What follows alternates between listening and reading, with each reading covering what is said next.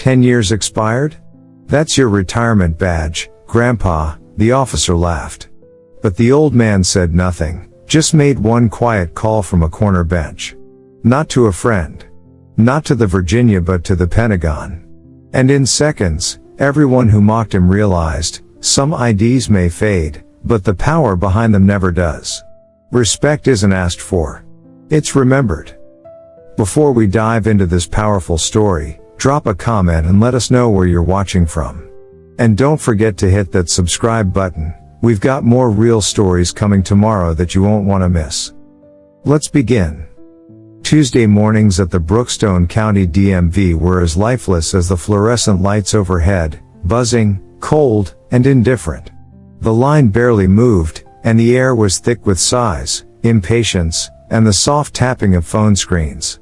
Teenagers with earbuds slouched against walls. Parents whispered threats to restless toddlers. Office workers glanced at watches, silently cursing the ticking lunch break slipping away. From the crowd emerged Henry Whitmore, a man in his late 70s who didn't just walk, he marched. His silver hair was combed back with military precision. His dark wool coat was perfectly tailored, his trousers sharply creased. There was a stillness to him, the quiet kind of dignity that didn't beg for attention but commanded it regardless. He stepped up to window 4, where Aria Brooks, a new DMV employee just 3 months into the job, barely looked up from her screen. License or state ID? She mumbled, already bored. Neither, Henry said softly. He slid an old, faded card across the counter. Aria glanced at it, then frowned. It wasn't just expired, it looked ancient. A military identification card, worn but preserved. She snorted. Sir. This expired in 2013. I'm aware, Henry replied. I'm here to renew it. Aria Brooks hesitated, her fingers hovering uncertainly over the keyboard.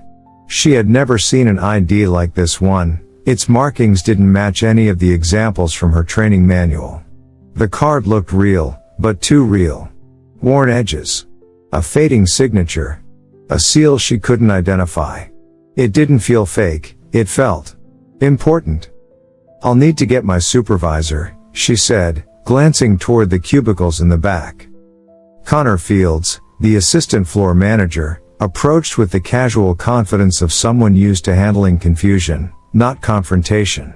Aria handed him the ID with a shrug. Military card. Expired like 10 years ago. Doesn't look standard. Connor squinted at the document. His brow furrowed. Yeah. This isn't in our database. He turned to the nearest security officer. Hey, Officer Dylan Reyes, can you take a look at this? Reyes, a 29-year-old with a trimmed beard and aviator sunglasses resting atop his head, approached with an amused smirk. Another mystery ID? Great. Let's see what Grandpa's rocking today. He turned the card over in his hands, then chuckled audibly. Is this even real? Looks like it came out of a Cold War museum. He leaned against the desk, shaking his head. Sir, this ID expired in 2013. Retirement badge, huh? Sorry, but we can't help you with antiques. Henry remained motionless. It's not a joke, he said calmly. Oh, I'm sure, Reyes said sarcastically, holding up the card for a nearby clerk to see. Bet he printed this on his old home computer. Probably using it to score military discounts. Laughter rippled across the room. Henry didn't respond. Instead, he took the ID back with quiet care, slipped it into an inner pocket of his coat, and walked, steadily, without looking back, to a bench in the far corner. He sat with his back straight, as if on parade rest, then pulled out an old flip phone from another pocket. Aria watched curiously as the man unfolded a small, yellowing piece of paper. One number was scrawled on it, no name, no area code. Just 12 digits. With slow, deliberate movements, he dialed. One ring. Click. Pentagon command switchboard, a voice answered crisply. Authorization, 287,649 Echo Delta, Henry said. No name. No explanation. No hesitation. Confirmed. Transferring now. Click. He ended the call and returned the phone to his coat. He didn't look at anyone. Didn't move again. He simply waited. Back at window 4, Reyes was still chuckling. That was a good one, he said to Arya, who tried to force a polite smile but failed. Something about the way the old man had spoken, that quiet certainty, clung to her. She glanced toward him again.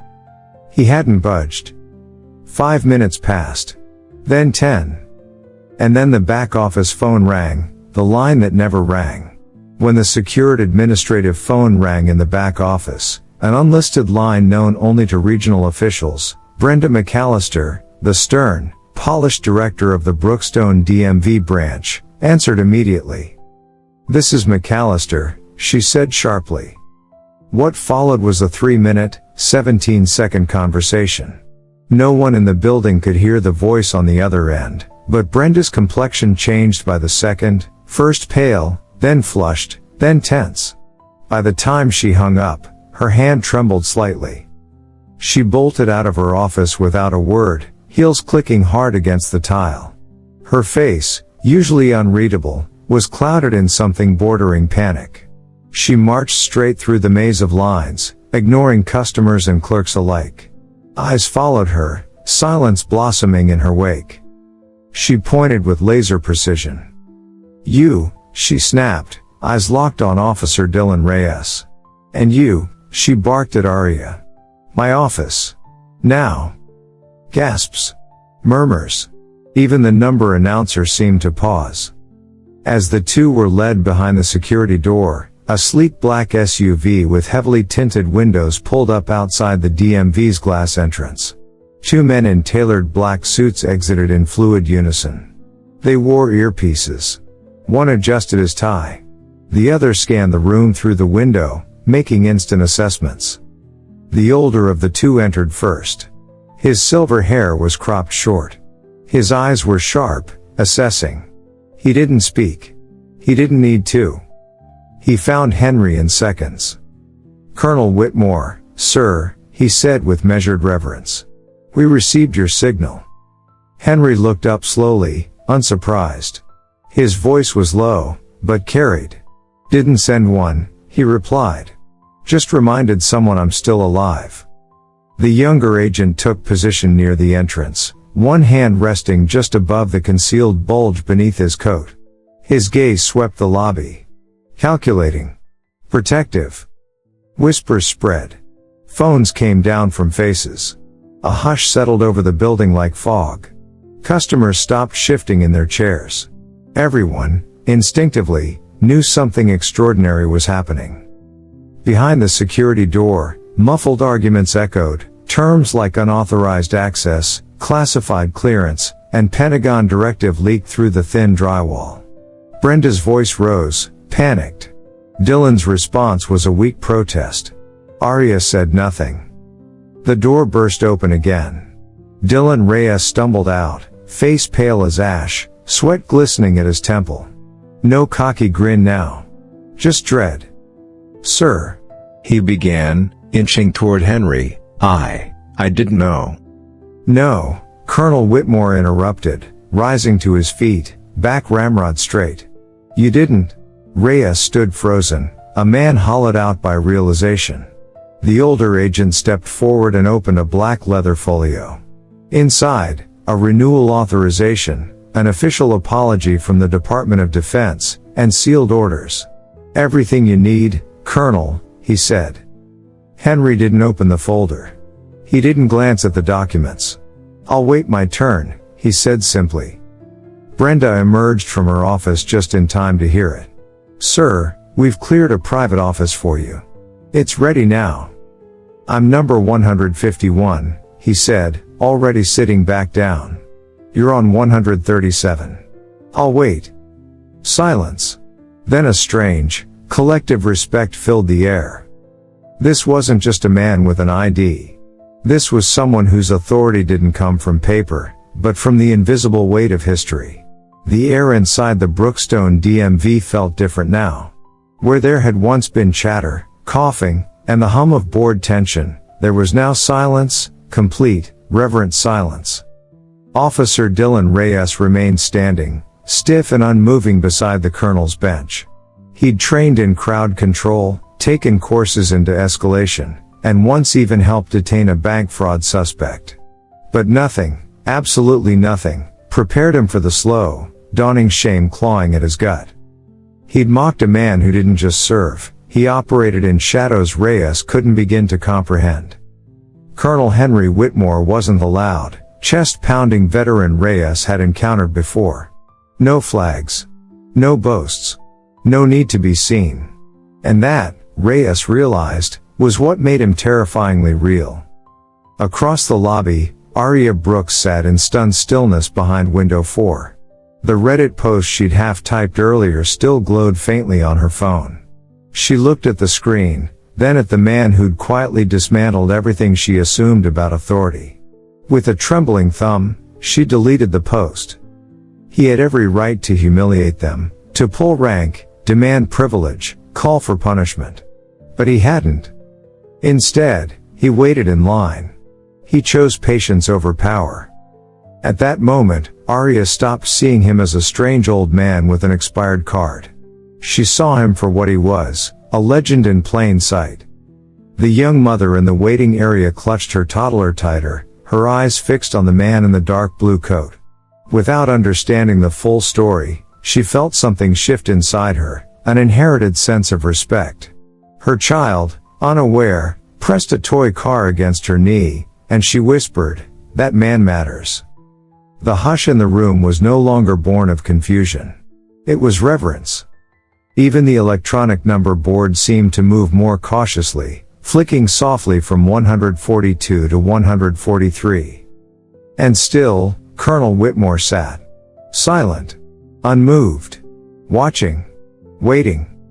Not for validation. Not for apology. But for his number to be called, because some men are defined not by the rank they held, but by how they carry themselves long after the rank is gone. When the number 151 finally flickered on the screen, a soft chime echoed through the room. All eyes shifted toward Colonel Henry Whitmore.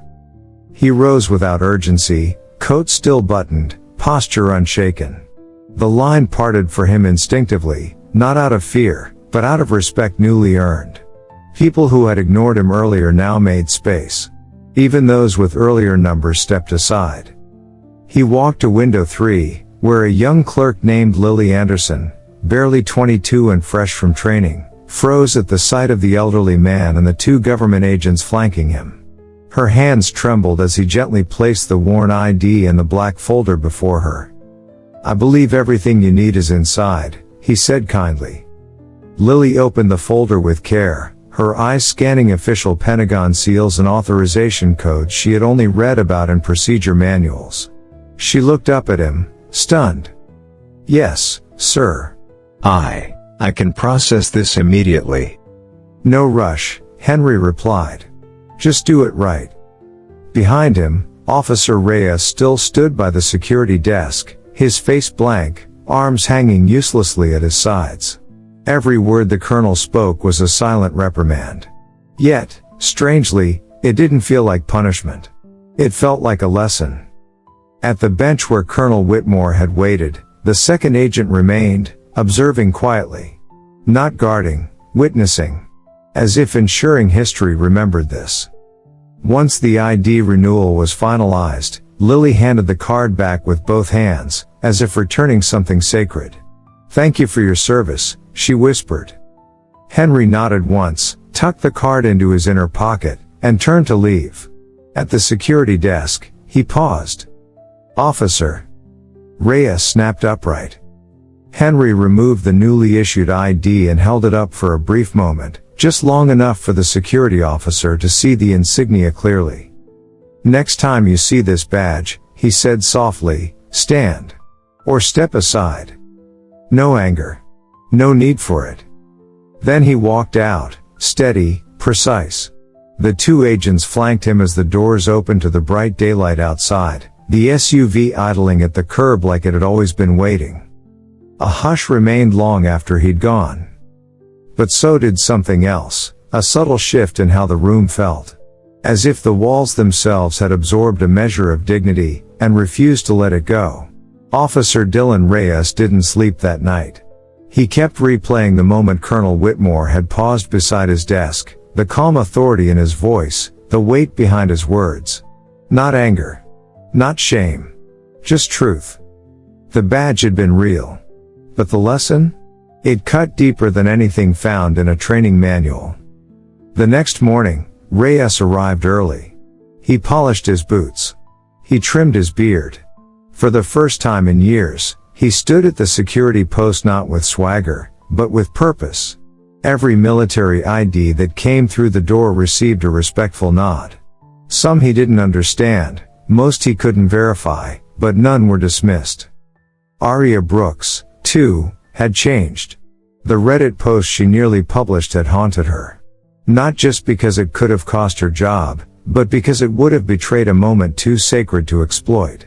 She started reading about military clearance levels, about Cold War intelligence operatives, about the kind of missions whispered about in old declassified documents. She learned that some service members never wore uniforms on the record. That some badges were never meant to be recognized, because their value wasn't in being seen, but in being obeyed when seen. Weeks later, a frail woman with an unusual laminated card approached Aria's window. Her hands trembled. Her voice was nearly inaudible. But Aria didn't hesitate. "Excuse me," she said softly, and flagged her supervisor. Within minutes, the woman was in a private room, her paperwork being processed with care and quiet respect. And Lily Anderson, the clerk who'd handled Colonel Whitmore's documents, found herself changed in subtle ways. She paid more attention. She stopped assuming age meant irrelevance. She even asked her grandfather about his time in the Navy, for the first time ever. But the biggest change wasn't procedural. It was cultural. Within the Brookstone DMV, an unspoken policy took root. If the ID looks strange, check again. If the person looks forgotten, remember them. If the badge is unfamiliar, treat it with respect anyway. Because they'd all learned something that day. Colonel Whitmore didn't demand reverence. He inspired it. Colonel Henry Whitmore never returned to the Brookstone DMV, or if he did, no one claimed to recognize him. But the seat where he once waited remained mysteriously vacant more often than not. No plaque. No velvet rope. Just a quiet, plastic bench near the far wall that people seemed to avoid sitting on. When they did, it was with a certain awareness, as if occupying sacred ground. There was no official policy, but employees knew, if he ever comes back, let him go first.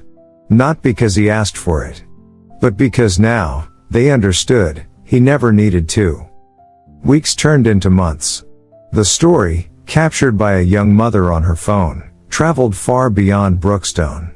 The video, grainy, but powerful, showed a silver-haired man in a sharp blue coat calmly standing in the middle of a government office as agents flanked him with silent deference. No context. No backstory. And yet, it resonated. News outlets tried to track him down. Investigative reporters submitted FOIA requests. Military forums lit up with theories, some plausible, most exaggerated. The Pentagon never confirmed nor denied anything. Their only statement, no comment on individuals operating under deep classification protocol. And that was enough. Because in a world obsessed with instant fame and attention, Colonel Whitmore represented the opposite, a legacy earned, not promoted. The kind of man whose story mattered more because he didn't need it told. Back at the DMV, change took root. Training modules were revised. New employees were quietly taught, some IDs don't scan, but they're real. And more importantly, so are the people who carry them. What began as a moment of disrespect ended as a transformation. Not because a man demanded honor, but because he reminded them, without ever raising his voice, what it truly looks like. A quiet strength. A calm presence. A service that speaks through silence. Colonel Henry Whitmore left behind no statements, no interviews, no requests for apology. Only one message, spoken in passing, but never forgotten. Some respect isn't requested. It's remembered. True respect is not earned through titles, uniforms, or demands. It's forged in silence, in sacrifice, and in the invisible weight of service. Colonel Henry Whitmore reminded us that some of the greatest acts of courage happen far from the cameras, without medals or recognition. The quiet dignity he carried didn't come from power, it came from purpose. The next time you interact with a stranger, an elderly person, a quiet figure in line, someone with an unusual request, pause. Consider that you might be in the presence of a story you'll never fully know. Practice humility. Lead with kindness. Especially for those in customer service, security, or public-facing roles, approach every person with the same dignity you'd offer someone wearing a uniform. Because sometimes, the people who look the most ordinary are the ones who've sacrificed the most extraordinary. And if you see a worn ID, don't just look at the expiration date. Look at the person holding it. Some stories are too powerful to stay hidden. If Colonel Whitmore's quiet strength inspired you, click like, hit subscribe, and share this video with someone who believes in respect without recognition. Drop a comment to honor the silent heroes you know.